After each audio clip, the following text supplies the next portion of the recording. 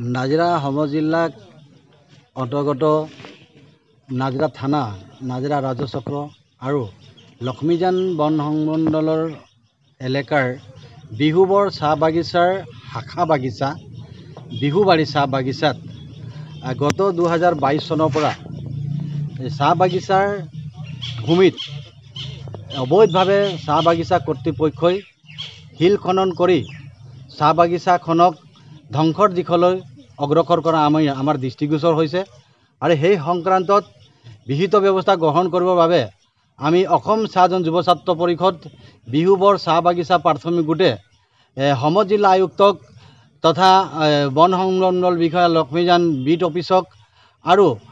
ৰাজ্যচক্ৰ কাৰ্যালয়ক এই বিষয়ে বিভিন্ন সময়ত স্মাৰকপত্ৰৰ যোগে দাবী দিব জনাই অহাৰ সত্ত্বেও আজি পৰ্যন্ত সেই অঞ্চলটোৰ ওপৰত কোনো ধৰণৰ তদন্তৰ ব্যৱস্থা নকৰিলে, যাৰ ফলস্বৰূপে চাহ বাগিচাৰ যি কৰ্তৃপক্ষই খুব সাহসেৰে উদ্যমেৰে তেওঁলোকে শিল খনন কৰি ৰমৰমীয়া এটা ব্যৱসায় চলাইছে আৰু এই ব্যৱসায় চলাবলৈ যাওঁতে এই চাহ বাগিচাখনত প্ৰায় 300 আকৰ ভূমিত থকা চাহ বাগিচাত আপোনাৰ প্ৰায় 250 গৰাকী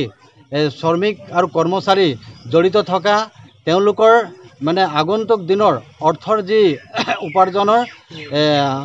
আশা সংখ্যাৰ এটা সৃষ্টি হোৱা আমি দেখিছোঁ, যাৰ কাৰণে অনতি পলমে এই যি অবৈধ শিল খনন কাৰ্যসূচী চাহ বাগিচা কৰ্তৃপক্ষৰ যোগেদি চলিছে ইয়াৰ ওপৰত বিবিধ ব্যৱস্থা গ্ৰহণ কৰিব লাগে আৰু তৎকালীনভাৱে এই খনন কাৰ্য বন্ধ কৰাৰ লগতে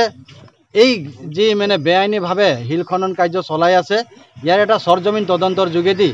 যিসকল লোকে এই বেআইনী কাৰ্যত জড়িত আছে বাগিচা কৰ্তৃপক্ষৰ লগতে আৰু অন্যান্য কোনোবা তেওঁলোকৰ ওপৰতো বিবিধ ব্যৱস্থা গ্ৰহণ কৰিবৰ বাবে আমি আজি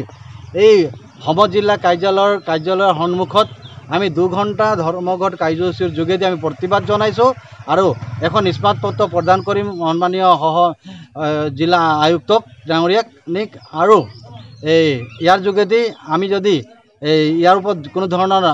সন্তোষজনক আমি যদি বাৰ্তা আমি প্ৰশাসনৰ পৰা আমি লাভ নকৰোঁ তেন্তে ভৱিষ্যতে ইয়াক লৈ আমি যিখন জেগাত এই খনন কাৰ্য অবৈধভাৱে চলি আছে উক্ত জেগাতে আমি জংগী আন্দোলন ল'বৰ কাৰণে আমি বাধ্য আছোঁ বুলি আপোনালোকৰ এই মাধ্যমৰ যোগেদি আমি জনাই দিছোঁ।